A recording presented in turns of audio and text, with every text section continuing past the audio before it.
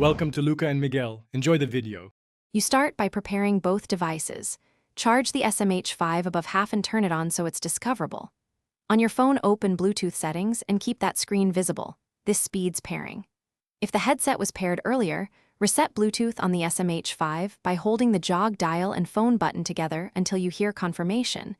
This clears old pairings so you avoid conflicts. Once done, the headset will enter pairing mode and flash its LED. Now proceed to the phone. Now pair. On your phone, look for Sena SMH5 in the Bluetooth list and tap to connect. If the phone asks for a PIN type 0000, Sena uses that default. Listen for the headset's voice prompt or tone confirming pairing, and make sure both call HFP and media, A2DP profiles are enabled so you get calls and music.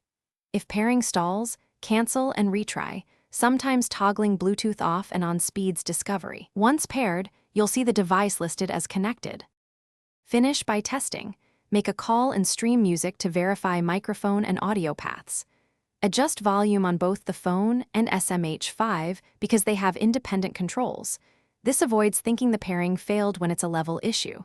If audio still fails, ensure the phone's media profile, A2DP, is active and try toggling it off and on. As a last resort, reboot the phone and headset, then repeat the pairing steps. Restarting clears many transient Bluetooth issues and usually resolves. Thanks for watching and please subscribe. It's the best investment you'll ever make.